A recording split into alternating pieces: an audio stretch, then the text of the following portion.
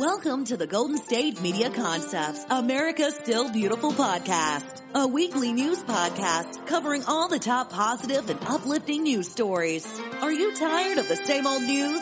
Are you sick of the seemingly endless political spin and negativity? We cover stories that will inspire, uplift, and remind you of the good in the world. Tune into the Golden State Media Concepts, America's Still Beautiful podcast to get all the great and positive news stories of today.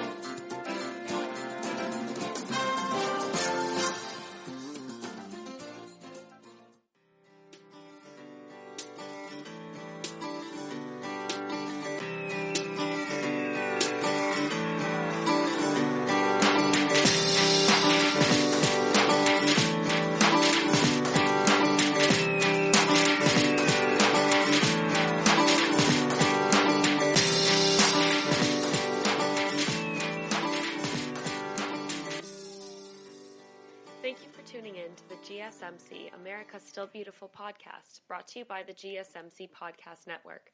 I'm your host, Emily Ferrier, here to bring you some uplifting stories in these trying times. For our first story today, a comedian raises $230,000 to send a bullied Australian boy to Disneyland and to end bullying for other kids too. Thousands of people from around the world are rallying behind 9-year-old Australian boy who was ruthlessly bullied for his dwarfism at his school. I'm sure a lot of you have seen the video already. It is so heartbreaking to watch. It is actually quite hard to watch, so I will warn you about that. Yarika Biles was heartbroken to pick up her son, Caden, from school in Queensland this week, only to find the youngster in tears from being taunted by some of the other students. She posted a video of Caden's emotional response to social media in hopes that it would show kids and their parents just how devastating bullying can be for a boy. The video did indeed have a powerful response. Since it was uploaded on Tuesday, it's been viewed more than 20 million times. Hundreds of thousands of people have sent the family messages of love and support. Sports teams, celebrities such as Hugh Jackman have recorded video messages of encouragement for the youngster. What's more, a comedian named Brad Williams, who also lives with a form of dwarfism, started a GoFundMe in order to raise money to send Caden and his family to Disneyland. I'm setting up this GoFundMe to let Caden know that bullying will not be tolerated, that he's a wonderful human who deserves joy, Williams wrote on the campaign page. This isn't just for Caden. This is for anyone who's been bullied in their lives and told they weren't good enough. Let's show Caden and others that there is good in the world and they're worthy of it. I've been in touch directly with Caden's mother, so I will have their information to book the flights. Funds raised will be spent on 2 airplane tickets for Caden and his mother, from Australia to Los Angeles, as well as providing a hotel, food, and tickets to Disneyland Park for multiple days. After the flights, hotel, tickets, and food is all paid for, all of the excess money will be donated to anti-bullying, anti-abuse charities. Within 24 hours of creating the campaign, it surged past its original goal of $10,000 and garnered roughly $250,000 in donations. This is the best of humanity, wrote Williams on Twitter. I promise every penny will be donated and put to good use. It will go to help Caden and to make sure no child goes through what he went through. You are all amazing. This outpouring of generosity from people across the world was just overwhelming to me because it's such a prevalent thing still in our society, this bullying, and it's so beautiful to see people standing up against it and rallying together and pooling their funds. And this is what's so beautiful about the internet, connecting us together like this. I also found another story about bullying online with a father had quite a different response to bullying when it came to his son being bullied at school. And I thought this was a really beautiful story, the way that he responded to it, and I think a lot of people could learn from this sort of response. So when he heard that his son was being bullied at school, he took a more compassionate approach to confronting the problem. At first, Aubrey Fontenot was angry to hear that his 8-year-old son Jordan was being picked on at school by another boy named Tamarian. But instead of fighting fire with fire, he decided to invite the boy out for some one-on-one time together. With permission from Tamarian's family, Aubrey picked up the boy in his car and drove him around Houston, Texas. As they sat in the car, Aubrey gently asked Tamarian about why he was fighting with Jordan. To the father's surprise, Tamarian said that it's because the other kids were bullying him at school for not having clean clothes. A quick phone call to the boy's mother revealed that the family was homeless and having trouble finding financial stability. This just goes to show that you never really know what's going on in people's lives, and often when people lash out, it's because they're being hurt themselves.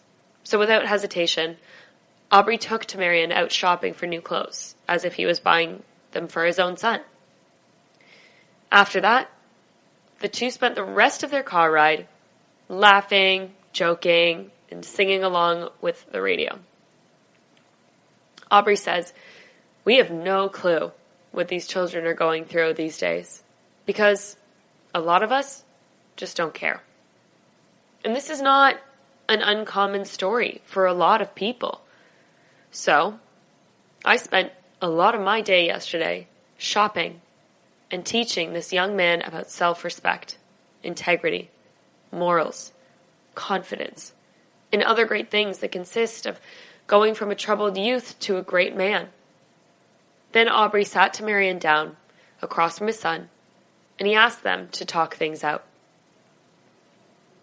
Though the two boys initially spent the few minutes awkwardly sitting across from each other, Aubrey eventually got them to, as he says, quote unquote, settle things as men and start a real conversation.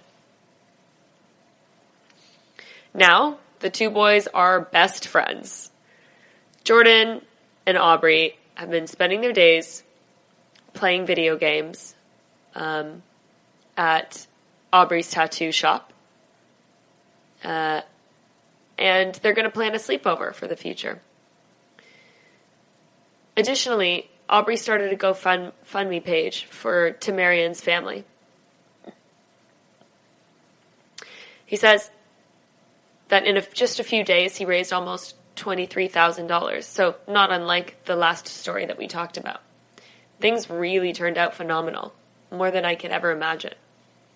So the reason I put those two stories together is because they both had the GoFundMes that went absolutely nuts after the outpouring of love and affection for people that were being bullied and were being treated wrongly and didn't get the same respect that many people do in their school careers.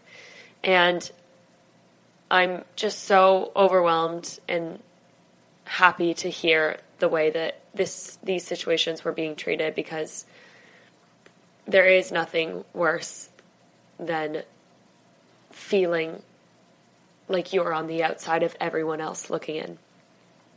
But thanks to the generosity of people all across the world and in America, obviously, these two boys received the love that they never really felt before. So when we come back, we're going to talk about another act of generosity for charities. And this comes from homegrown billionaire Jeff Bezos. So finally some nice good news there when we return from our break. So please don't go away. Take a little break, listen to some commercials, and then go back.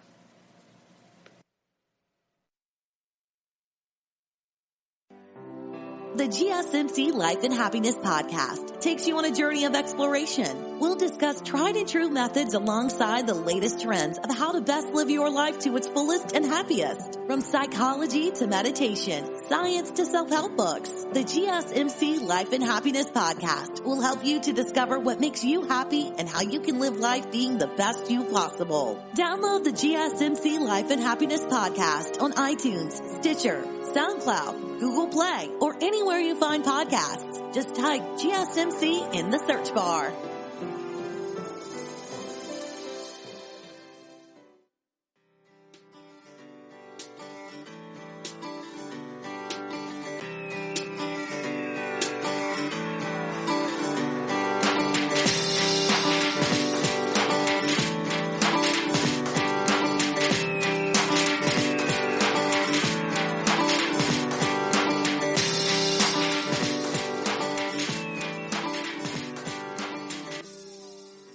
Welcome back. When we left off, we talked about people all over the world rallying together to stop bullying. And now, multi-billionaire Amazon founder Jeff Bezos has just launched a new fund which will issue grants to charities and innovators working to fight the climate crisis. Bezos announced the creation of his Bezos Earth Fund on Instagram this week.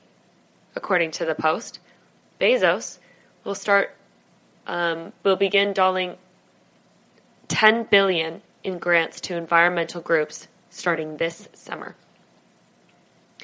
Climate change is the biggest threat to our planet, wrote Bezos. I want to work alongside others, both to amplify known ways and to explore new ways of fighting the devastating impact of climate change on this planet we all share.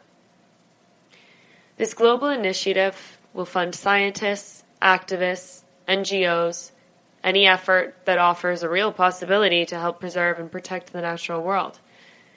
We can save Earth, he concluded.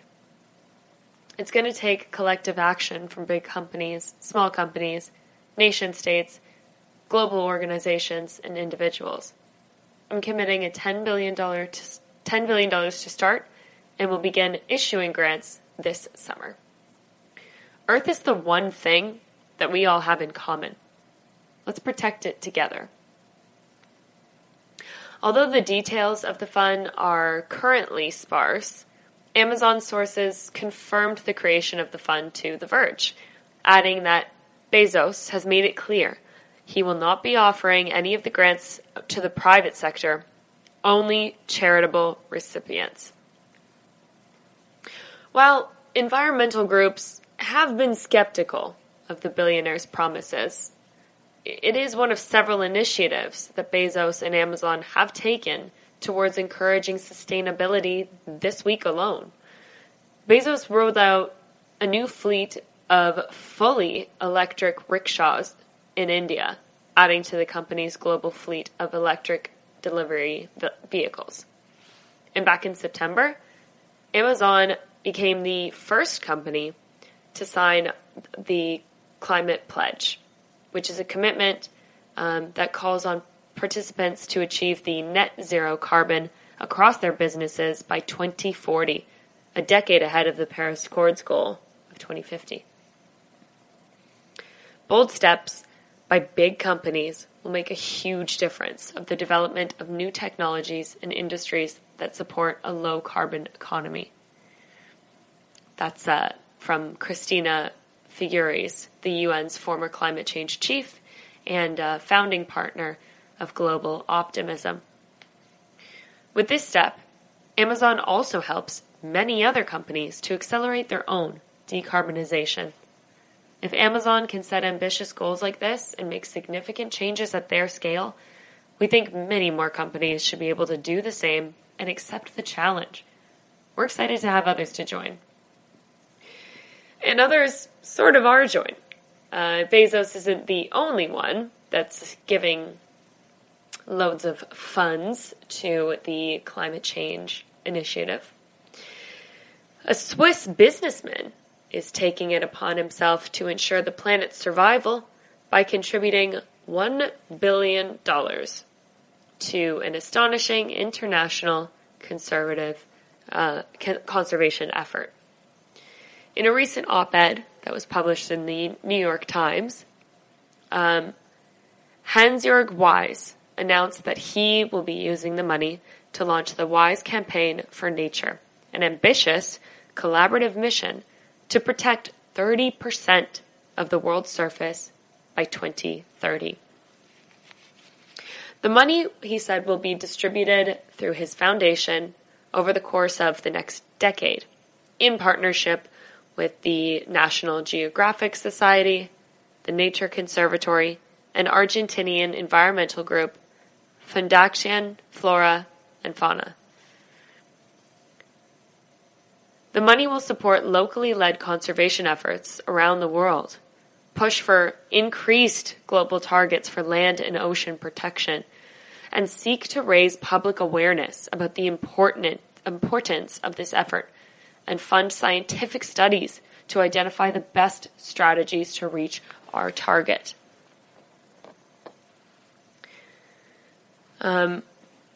I love how he articulated that argument and how he broke down what the funds will be going to, because that's really important for us to see, with contributions, for us to see what it's actually going to. If you were thinking about donating to a climate initiative, it's nice to see the kinds of things that it is going to, so we can kind of break it down and understand why there are so many initiatives and why there are so many calls for funds, and why it's important to us as well. And this is actually not the billionaire's first contribution towards natural landscapes. His foundation has already spent $415 million on preserving roughly 40 million acres around the world, with scientists estimating that half of the world needs to be protected in order to save essential plant and wildlife species. Wise's latest goal can make a huge difference for the Earth's future. We need to embrace the radical, time-tested, and profoundly democratic idea of public land protection that was invented in the United States, tested in Yellowstone and Yosemite, and now proven over the world, says Wise. For the sake of all living things, let's see to it that far more of our planet is protected by the people, and for all time. I think I often wonder what I would do if I had a lot of money. And I think I always worry that I would find myself in a situation where I would have the money, but I wouldn't be putting it to good use.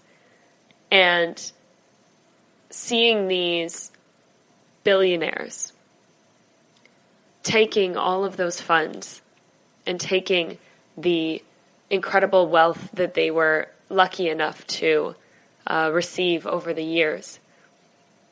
And instead of spending it on, of course, they have grandiose lives. And,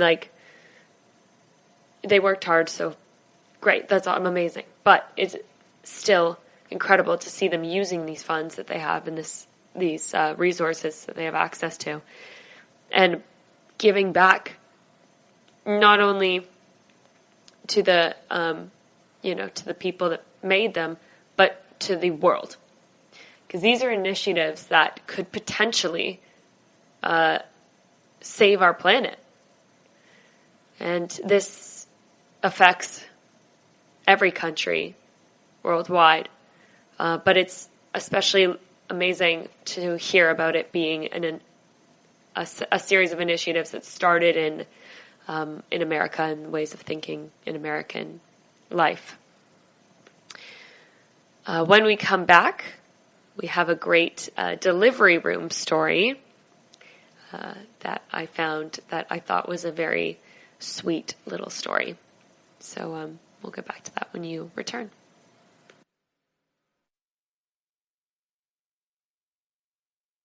This is your ultimate stop for everything sports. The Golden State Media Concepts Sports Podcast. Should I say more? From the NFL, MLB, the NBA to MMA, it's all in here. The Golden State Media Concepts Sports Podcast. Listen now.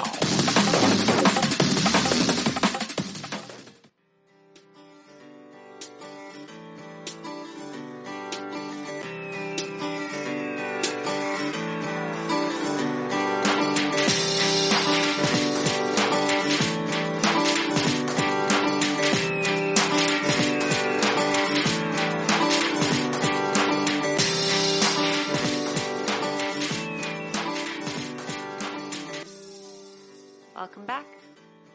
Before we left, we were talking about the initiative to stop, or at least slow, climate change. And now, a devoted dad helped deliver his baby at home using just one hand after his wife went into labor and gave birth on their couch. Reese Darby had been left with just one working arm after he took a nasty fall during a friendly football game and broke his thumb in 3 places. For 8 weeks, Darby's left arm was in a bright blue plaster cast that stretched from his knuckles to the middle of his forearm. Despite this, however, 28-year-old Darby welcomed his baby daughter, Ariana, by safely clutching her in one hand while simultaneously juggling towels and a cell phone. Darby's 24-year-old girlfriend, Jade Brown, went into labor in the middle of their night in their home. I had the cast on one hand and the phone in the other, trying to deliver a baby, recalled Darby. I was running around trying to find towels while the woman on the line was trying to give me instructions. I bent down and I stuck my hand out and the baby just came out. The ambulance arrived 2 minutes later, and they cut the umbilical cord, and I said, "It's all right. I've done your job for you." It's funny, he says. Jade was adamant in the run-up that she didn't want me near the business during the birth. I should have brought my baseball glove. That would have been fine, but it was scary. A week earlier, Brown's water had broke after she bent down to pick up a sock. Shortly after arriving at the hospital, they were sent home because she hadn't been dilated enough. We were told to come back the next afternoon, and if nothing happens, they would start her off. So we went home. Jade tried to get some sleep, but by 2 a.m., the pain was overwhelming. I was trying just to breathe through the contractions, she said, but they were getting more and more intense, so I went downstairs and sat with Reese. I was squeezing his hand every time I got a contraction, but as time went on, I couldn't cope with the pain, and I told Reese we needed to go to the hospital. But when things got more serious, he called for the emergency services. He was connected to an operator who told him an ambulance was on his way, but the situation escalated further, and he had to get involved. After a few pushes, our baby girl, Ariana, was born. I remember lying with her on my chest, and I couldn't believe how quick it all happened. Ariana's official time of birth was 4:23 a.m. Jade had no pain relief apart from a couple of Advil and some gas and air in the ambulance, recalls Darby. I had wanted to do the honor of cutting the umbilical cord, but the paramedic said I shouldn't because of the situation. Apparently, we were quite lucky. Lots of stuff could have gone wrong. Ariana's a miracle, really. She was conceived 2 months after Jade and I had a miscarriage. I was so glad. That was from Darby. Isn't that lovely that this baby, this miracle baby, after what must have been a very devastating miscarriage. Brown added, "I'm so glad that Reese got to be so involved with the birth of our baby girl, and I'm so proud of him for delivering her, especially with a cast on his arm. He was amazing during and after the birth, and he's an amazing dad to Ariana." So not only did he have to deliver a baby at home, but he had to do it with one hand whilst using the other one that was casted on the phone. That must have been utterly chaotic. But congratulations to the couple. They must be so happy to have their little girl safe and sound. In a related birthing story, thanks to Supermom saving her husband's life, he opened his eyes just in time to see his son's birth. Ashley and Andrew have been excitingly awaiting the arrival of their first child, but it was the 24 hours leading up to his birth, the happiest day of their life, that almost turned tragic. The couple had been sleeping at their home in St. Paul, Minnesota, when Ashley was suddenly awoken to the sounds of her husband gasping for air, rather than snoring. Upon calling 911, the paramedics told her that her husband was going into full cardiac arrest and that she needed to give him CPR. Even though she'd never given CPR before, and she was 9 months pregnant, she overcame her fears, and she started giving the chest compressions to her husband. The paramedics eventually arrived and brought Andrew to the United Hospital. Doctors said that because of the amount of time that he'd been deprived of oxygen, he may have had brain damage. That is, assuming he ever woke up. However, contrary to the odds, Andrew opened his eyes the next day. And not only that, but he woke up just in time to witness the birth of his son, Lennon. Doctors credit his amazing survival to his wife's speedy and courageous response. But Ashley is simply happy to have her entire family returning home safely and soundly.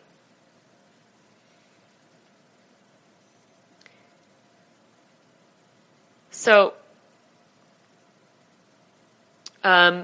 that story, I loved hearing the heroism of the woman who was 9 months pregnant, rushing to her husband's aid right away, because I'm sure she was pumping full of hormones that were instinctively maternal and wanting to protect him. So that probably played a massive part in it.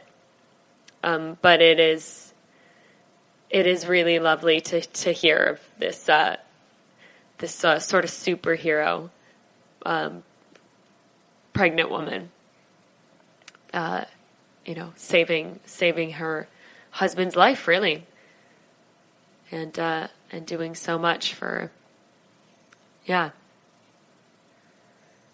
is just incredible. And the earlier story as well, the birthing. These are the miracle of life. The miracle of life sometimes becomes a little chaotic, but these guys were able to make it work. So when we come up, we're going to talk about some random acts of kindness, particularly one from a doctor that he did for his random act of kindness day. And then I'm going to go through a couple of things that you can do if you want to do random acts of kindness, some things that you might be interested in doing. So that's when we come back from our break.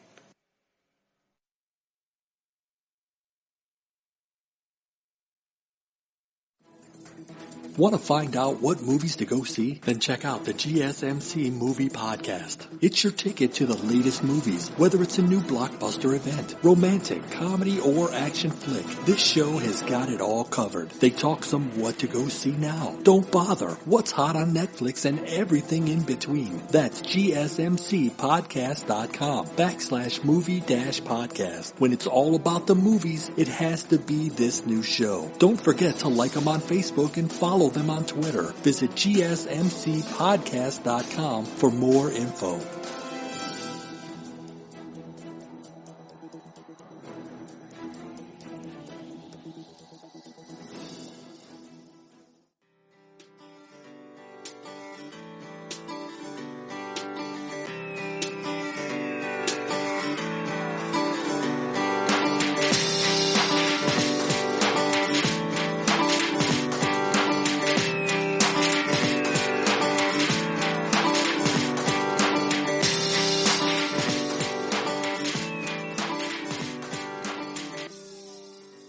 Welcome back. Before we left, we were talking about the miracle of life. And now that we're back, we're still in a hospital where a compassionate doctor decided to celebrate his Random Act of Kindness Day by picking up the bill for his patients' visits. As a means of honoring the heartwarming holiday, Dr. Don Rice covered the copays for all 80 of his patients who stopped by the Urgent Care Clinic of Lincoln, Nebraska on Monday. Instead of giving the patients a bill, Dr. Rice gave them small cards and explained his reasoning for the free visits, along with the hashtag kindness is contagious. Collectively, Dr. Rice said he spent $4,000 on his copays. The physician's generous gesture was reportedly inspired by the recent death of his family friend, who, despite having 2 different kinds of cancer, was constantly being kind to other people. I think we have a culture that sometimes forgets that we can have it much better in our world if we start being kinder to one another, Rice told 1011 News. I was inspired by this to look up some different acts of kindness. So I want to share with you, if you want to do a random act of kindness, some things that might help. 1, bring toys to the homeless shelter. While birthdays and holidays are a joyful time for many, it can be extremely hard for children that don't have a roof over their heads. If there's a homeless shelter for families near your place, consider giving away toys that your child has outgrown. If you can't afford to buy new toys, watch their little faces light up as they unwrap the toys and merrily play with them. Hold the elevator door. This is a very simple, random act of kindness. When you're inside the elevator and you see someone running for it, just hold the door. It can sometimes make people's day. Give a stranger a compliment. A nice compliment from a total stranger can do wonders. Remember when you weren't really sure about the boots that you were wearing, and then a young guy in the store said, "They're really cool," and that was all you said you needed to hear to make you happy for the rest of the day? Don't hold back on those compliments. Give them away. Help someone put groceries in their car. When you see people struggling in line, or maybe people that are differently abled and you have the ability and the capabilities to help them out. Send flowers to someone for no reason. Unexpectedly, send a colorful assortment of freshly cut blooms to your dear grandma or a teacher that you greatly admired. They'll be happy to know that someone was thinking of them. Run an errand for someone. If you're already heading to the post office or the grocery store, an easy act of kindness would be to offer to pick up a postage or grab some groceries for a friend. Make a music playlist for someone. Older parents can sometimes be slightly tech challenged. It can take ages for them to create a playlist of their favorite oldies, so why not make it easy for them? Make a list with all of their favorite songs. They would be over the moon. Even if it's not your parents, You might know someone that needs a customized list. Mow your neighbor's lawn. Sometimes, people can't get there, and it's a little bit easier for you to do if you're already doing it, right? Big cookies for the office. This idea is perfect for everyone. I mean, who can resist a warm platter of cookies straight out of the oven or, the package. It brings happiness by bringing some baked goods, and, you'll get some happy colleagues to work with all day. Read a book to an elderly person. As people age, it can get harder and harder to see the fine print of a book. They would probably love for you to read them a classic that they remember from childhood. Give your favorite book to a friend. On that note, leave a nice note on someone's car. Nothing passive-aggressive. Just jot down a thoughtful and kind note and stick it on the windshield. Just for a neighbor, a friend, spouse, or just a stranger. Add some positivity to their day. Let someone cut in front of you in line. Maybe you're taking a little bit of time to decide, and they might look like they're having a bit of a rush or something. Sometimes that can really make people's day.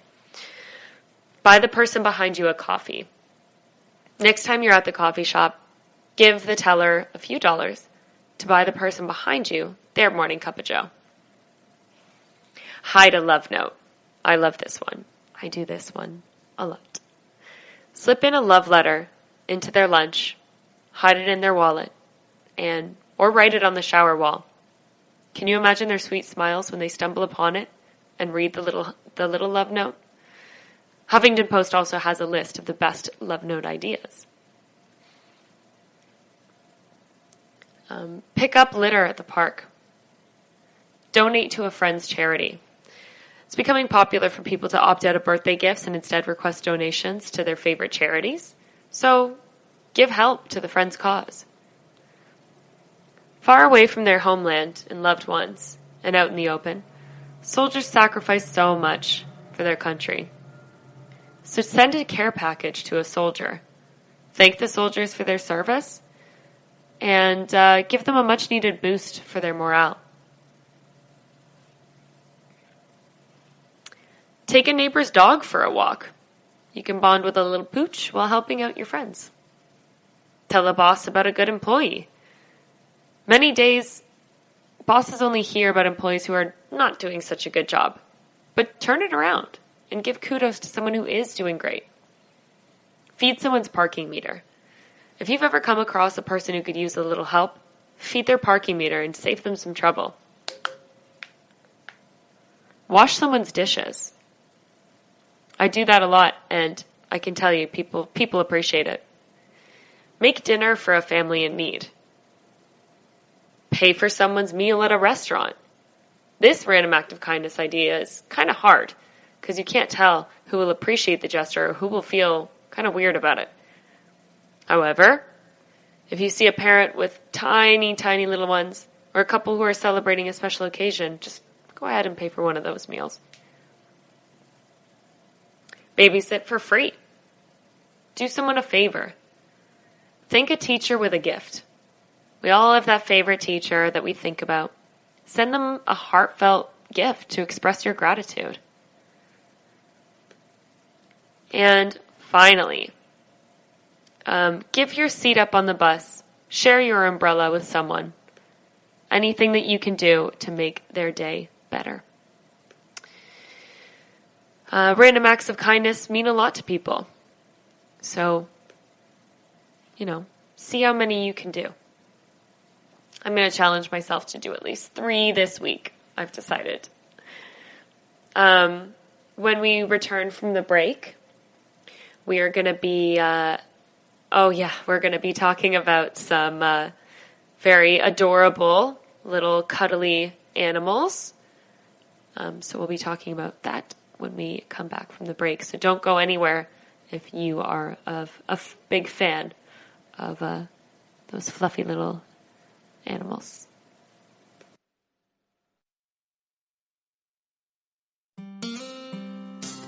pets bring such joy to our lives, and the GSMC Pets podcast is here to share in that joy.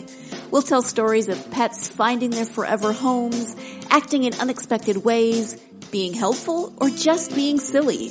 Whether you love dogs, cats, llamas, reptiles, fish, or you've never met an animal you didn't like, the GSMC Pets podcast is for you.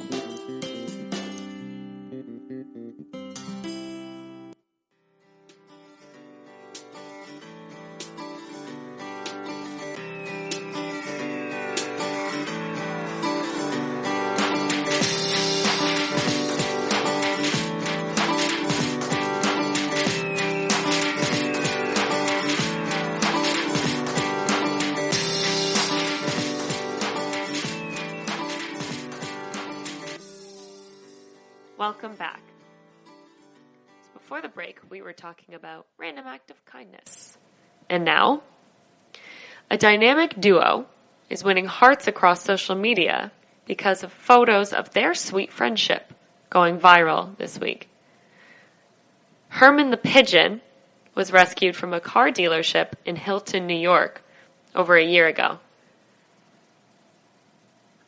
The hapless bird, which turned out to be suffering from some neurological condition, had been found sitting on the pavement for 3 days before his rescuers realized he was unable to fly. After wildlife specialists declare Herman untreatable, they prepared to euthanize him, and that's when Sue Rogers stepped in to save him.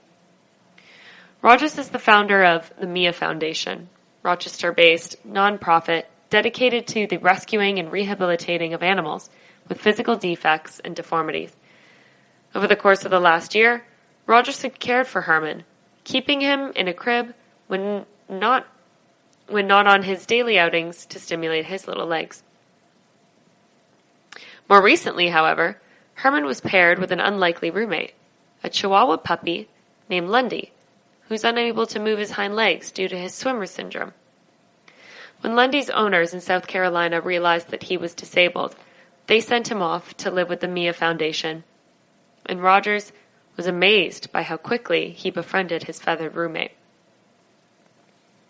Rogers had only briefly placed the two critters together in bed before they started snuggling. They've since become virtually inseparable. Furthermore, the foundation has been flooded with thousands of dollars in donations since Rogers posted some photos of Herman and Lundy to social media last week. I never imagined the pictures of Lundy and Herman would touch so many people. Almost 5 million people in a little over 24 hours. Their stories being shared all over the world. And thank you also for the donations coming in. We really need them as we have few surgeries coming up soon. It brings me to tears to think that our little Herman is known worldwide now. I've been called crazy for keeping Herman alive and trying to make his life a happy one. And Lundy? Well, who wouldn't love that sweet little nugget? Since the story has been shared across the internet, several people have offered to adopt Lundy once his general health is assured. But Rogers now knows that she'll be hard-pressed to separate the pup from his new friend in the future. In other adorable animal shelter news, a Wisconsin animal shelter employee is being hailed for using her crocheting skills to help a cat find its forever home.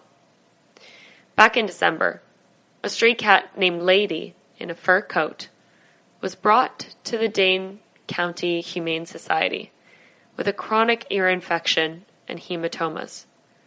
The veterinary team immediately conducted surgery on her ears, but since her condition was too severe, they eventually opted to remove the outer layers of her ears. Lady made a full recovery from the surgery, but staffers worried that her changed appearance would deter potential adopters. So that's when the Dane County Humane Society employee, Ash Collins, decided to craft a set of fuzzy purple crocheted ears for Lady. After Collins bribed Lady with a number of head rubs and kitty treats, she managed to secure the sweet little bonnet onto Lady's head. And the results were pretty adorable. Upon posting photos of Lady and her stylish new ears to social media earlier this month, she was successfully adopted from the shelter. Social media is a common theme today, and donations from anonymous donors. Social media, while we have been constantly feeling negativity from it, can be so positive if used correctly. So these stories made me quite happy with that. Because it's made to connect people. It's made to make us all closer and understand each other more. It should be the best possible resource for human connection. And somehow it got lost along the way. But with these stories, it kind of looks like we're coming back to what it should have been. Like people are starting to realize that connecting to people from across the world is actually a really incredible thing that we're able to do.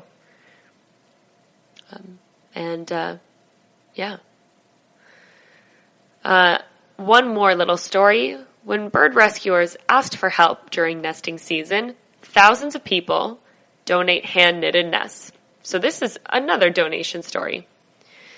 With the flowers blooming and the weather getting warmer, these wildlife rescuers have been struggling to accommodate all of the injured and orphaned baby songbirds that arrived in their shelter. In the Carolina Waterfowl Rescue of Charlotte in North Carolina posted a plea for help in their Facebook page. With the influx of rescued birds during nesting season, they asked their readers to send in knitted nests for their chicks. Stafford said that nesting season is always their busiest time of year. The shelter will often take as many as 3,000 birds in need of care. If the chicks aren't able to properly mature, they will grow up to have splayed legs. Upon reading their request on Facebook, it was shared hundreds and hundreds of times. The shelter quickly became flooded with thousands of hand-knitted nests and messages of encouragement and greeting cards from all over the country. Needless to say, the rescue workers have been delighted by the response. And they've encouraged readers to continue sending nests. We could always use a few more. And even if we don't use them, we can send them to other people who do need them. This is from Shelter Wildlife Rehab Specialist Bailey McAfee. Additionally, McAfee said that all of the staffers are always excited to read each and every letter from their donors. Really makes a personal experience, she told the outlet. It's a huge relief for us to get these things, and you're helping us. So we would love to be able to see who's on the other side of that nest and know you're appreciated. If you're shy about your knitting capabilities, the shelter will also always look for volunteers to feed birds since the chicks require round-the-clock care. And they rely on donations if you have that. Follow suit of all the other generous donors from the show. So when we're back, today in history and good news. So stay tuned for that.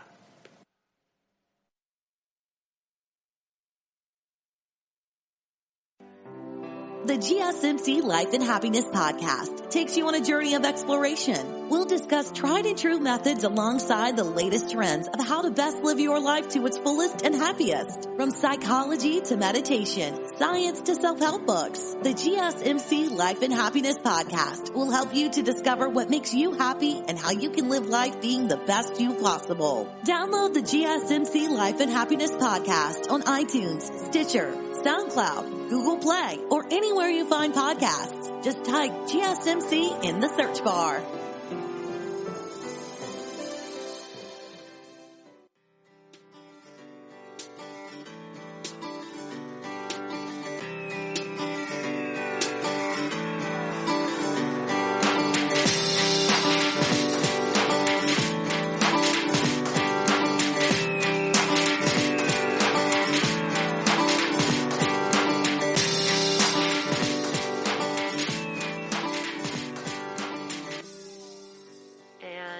we're back. So when we left off, we were talking about the whole one today. We were talking about the generosity of donors across the world, and especially in America, and the last one was about specifically animal shelters. And today, we are going to talk a little bit about the history from today's date. So, history on today's date in good news. So on this day, a quarter century ago, Steve Fawcett, a 50-year-old stockbroker from Chicago, became the first person to make a solo flight across the Pacific Ocean in a balloon. The American businessman, aviator, sailor, and adventurer landed in Saskatchewan, Canada, after taking off from South Korea, and he used the same balloon that successfully carried him across the Atlantic 2 years earlier. It was the first of many record-setting flights, including 7 years later when he became the first person to fly around the world alone, non-stop, in any kind of aircraft, this time in a 10-story high balloon for 13.3 days, covering over 20,000 miles. The man who made his fortune in financial services industry also competed in endurance events, like the Ironman triathlon. He set records in 4 other non-stop circumnavigations of the Earth as a sailor and as a solo pilot for flight fixed-wing aircraft. Fortunately, Fawcett wrote an autobiography before he was killed in a crash in 2007, piloting a light aircraft over the desert in California. And 122 years ago on today's date, Jenny Calment was born in Arles, France, and lived there for, she lived there for 122 years, the longest confirmed human lifespan in history. 122 years, and that was in 1875. She was born. The newly completed Washington Monument was dedicated on today's date in 1885. The New Yorker published its first issue as a sophisticated humor magazine and began featuring serious fiction and journalism in 1925. In 1937, the first successful flying car made its maiden flight.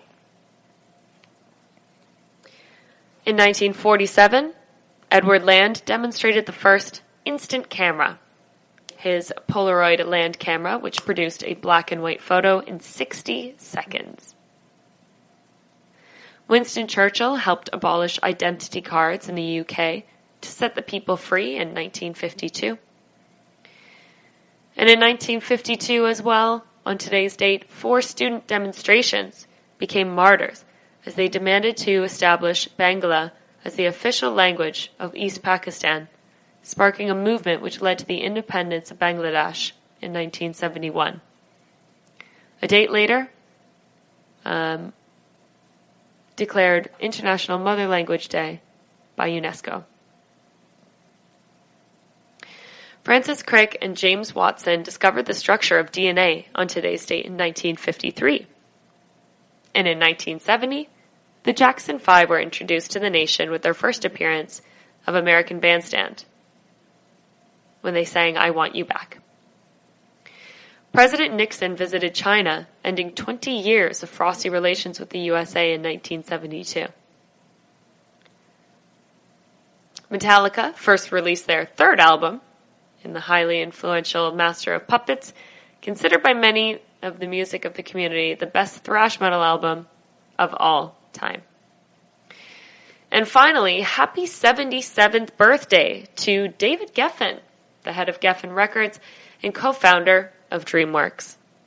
Born to immigrant parents in Brooklyn, the college dropout began his entertainment career in the mailroom at the William Morris Agency, where he quickly became a talent agent. At age 27, he founded Asylum Records, an artist-oriented label that signed the Eagles, Joni Mitchell, Jackson Browne, Warren Zevon, Tom Waits, Linda Ronstadt, and, for 2 records, Bob Dylan. His philanthropy is renowned, with gifts of more than $500 million to fields of higher education, medical research, AIDS, the arts, and theater. Particularly, DreamWorks has been quite an influence on the world.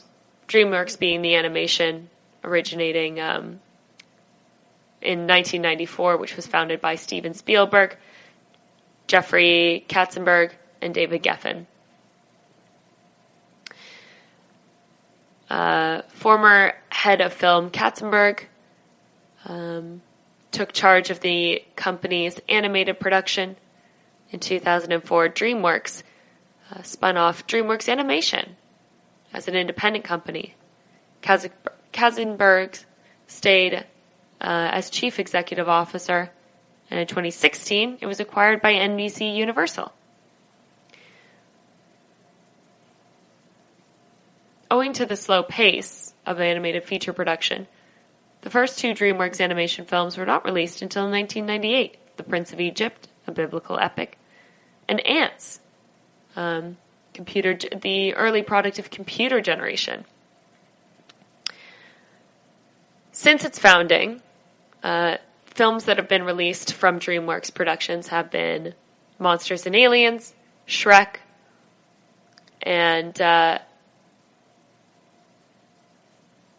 which became the first Academy Award for Best Animated Feature. And Shrek 2, of course, the highest grossing film of any type in the United States during its year of release.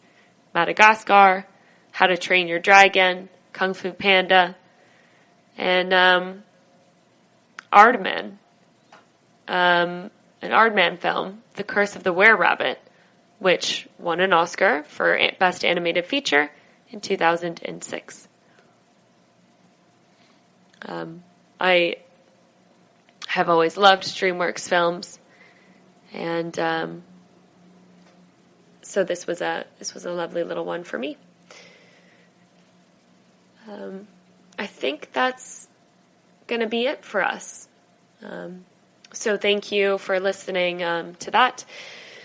All of the good news in history from today's date.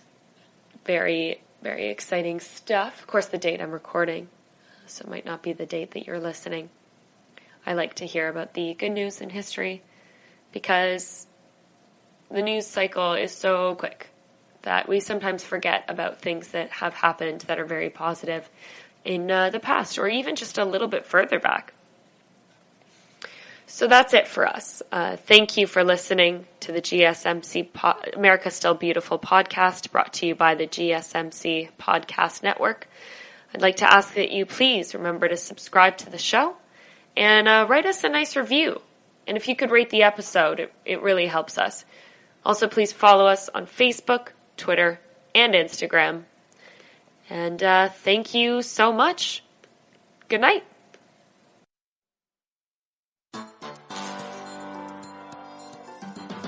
You've been listening to the Golden State Media Concepts, America's Still Beautiful podcast, part of the GSMC Podcast Network. You can find this show and others like it at www.gsmcpodcast.com. Download our podcasts on iTunes, Stitcher, SoundCloud, Google Play, or anywhere you find podcasts. Just type in GSMC to find all of our shows. From the GSMC Podcast Network, from social media news to marketing news and even weird news, the GSMC Podcast Network has you covered. You can also follow us on Twitter and Facebook. Thank you, and we hope you have enjoyed today's episode of the Golden State Media Concepts, America's Still Beautiful podcast.